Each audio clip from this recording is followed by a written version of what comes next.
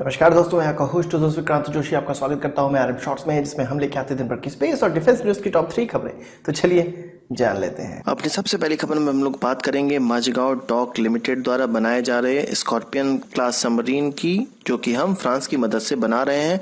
और इसका पहला submarine INS Kalvari already commission हो चुका है इंडियन नेवी में। और अब एमडीएल के ऑफिशियल्स का कहना है कि आईएनएस कंधेरी को भी 2018 के अंत तक इंडक्ट कर दिया जाएगा। आपको ये पता होगा कि 13 जनवरी 2017 को इसको इंटेंस सी ट्रायल के लिए लॉन्च कर दिया गया था और अब जाके इसकी कमीशनिंग की बात की जा रही है। स्कॉर्पियन क्लास सबमरीन का जो कॉन्ट्रैक्ट साइन हुआ था वो अक्टूबर 2005 में हुआ था और 6 इस प्रकार की स्कॉर्पियन क्लास सबमरीन फ्रांस की मदद से माझगांव डॉक लिमिटेड को बनानी थी, जिसमें से एक उसने ऑलरेडी डिलीवर कर दी है और इस साल के अंत तक दूसरी भी डिलीवर हो जाएगी।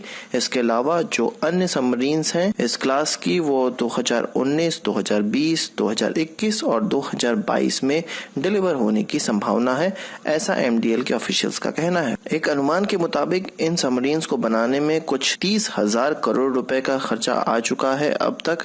और एमडीएल का कहना है कि उनकी जो भी फैसिलिटी है उसमें वो चाहते हैं कि रिपेयर वर्क भी हो। ऐसी सबमरीन जो कि भारत में डैमेज हो जाती हैं उनको रिपेयर का कॉन्ट्रैक्ट भारत सरकार के द्वारा दिया जाए, जिससे कि उनको पर सबमरीन 1,000 करोड़ रुपए का लगभग रेवेन्यू डेवलप हो जाएगा। एमडीएल के ऑफिशियल्स का यह कहना है कि फॉरेन कंट्रीज से भी उनकी बात चल रही है अंडर वाटर वेसल और अनमैन्ड सबमरीन्स के मुद्दे पर। और बहुत से फॉरेन डेलीगेट्स जो कि यूरोपियन या अमेरिकन थे उनकी फैसिलिटी को विजिट कर चुके हैं और भविष्य में कुछ न कुछ विदेशों से ऑर्डर भी आने की संभावना है। बात करते हैं गगनयान से जुड़ी एक नई खबर की जो निकलकर सामने आई है। फ्रांस का कहना है, फ्रांस की स्पेस एजेंसी CNES के हेड का कहना है कि भारत के गगनयान मिशन के लिए फ्रांस लाइफ सपोर्ट सिस्टम और मेडिसिन प्रोवाइड करेगा जो भी इंडियन क्रू इस गगनयान में जाएगा। आपको ये पता होगा कि ये बेंगलुरु में स्पेस एक्सपो BSX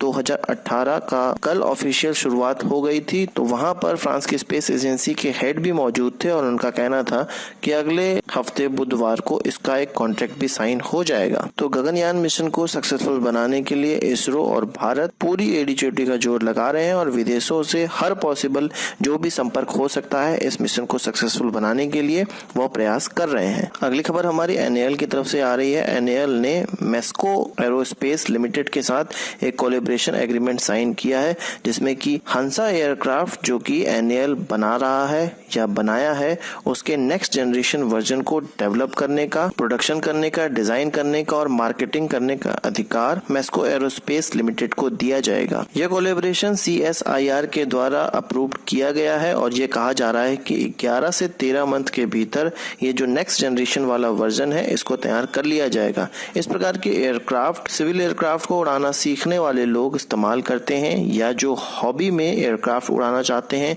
वो इसका इस्तेमाल करते हैं या कोस्टल सर्वेलांस में भी इसका इस्तेमाल किया जा सकता है। अभी तक एनएएल ने हंसा 3 एयरक्राफ्ट के कुल 14 एयरक्राफ्ट प्रोड्यूस किए हैं 2001 से लेकर 2010 के बीच में, जिसमें से 11 DGCA को डिलीवर किए गए हैं, एक एयरक्राफ्ट IIT कानपुर को डिलीवर किया गया है और 2 एयरक्राफ्ट एनएएल के पास थे, जिसमें से एक मेस्को ने 2017 के एरो इंडिया में लीज पे लिया था। और अब एनएएल और मेस्को ये चाहते हैं कि हंसा 3 एयरक्राफ्ट को मॉडिफाई किया जाए, उसमें जो नई टेक्नोलॉजी है उसको लगाया जाए और हंसा नेक्स्ट जनरेशन बनाया जाए और इसको इस काबिल बनाया जाए कि आज के जनरेशन में जो एयरक्राफ्ट ट्रेनर एयरक्राफ्ट इस्तेमाल किए जाते हैं उससे ये टक्कर ले सके। इस एयरक्राफ्ट को डिजाइन करने और प्रोड्यूस करने के बाद मेस्को एरोस्पेस लिमिटेड का यह प्लान है कि DGCA से यानी कि director general of civil aviation से इसकी कमर्शियल फ्लाइट अप्रूव करवाई जाए और यह उनका मानना है कि 2020 तक अप्रूव हो जाएगी। अभी तक जो इंडियन मार्केट के हिसाब से अनुमान लगाया गया है कि 2 सीटर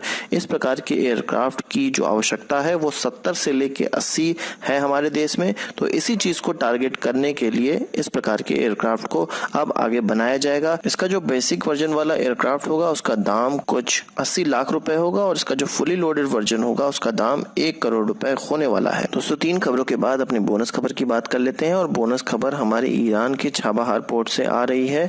छाबाहार पोर्ट का जो हैंडओवर है भारतीय कंपनी को वो लगभग 1 महीने के अंदर में कर दिया जाएगा। नीति आयोग का एक मोबिलिटी समिट था जिसमें भारतीय सरकार ने ईरान के minister of road and urban development Abbas Akhundi को बुलाया था। तो उन्होंने इस नीति आयोग के जो समिट था उसमें यह कहा कि 1 महीने के अंदर अंदर चाबहार पोर्ट भारतीय कंपनी को ऑपरेशन के लिए दे दिया जाएगा। आपको यह पता होगा कि दोनों ही देशों के बीच में चाबहार पोर्ट फेज 1 के 2 बर्थ का सौदा हुआ है, जिसमें भारत को लगभग $85 मिलियन इन्वेस्ट करना था और एनुअल रेवेन्यू $22 मिलियन देना था और 10 साल की लीज पर भारत को यह सेक्शन पोर्ट का मिलने वाला है। तो जैसे ही यह सेक्शन भारत को मिल जाएगा, भारत को ईरान और अफगानिस्तान से जो भी लेन देन करनी है उसमें और ज्यादा तेजी आने का संभावना है। तो आज की इस वीडियो के लिए बस इतना ही।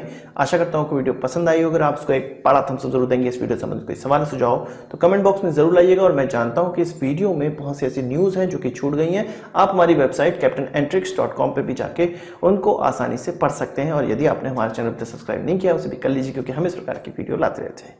नमस्कार, थैंक यू, जय हिंद।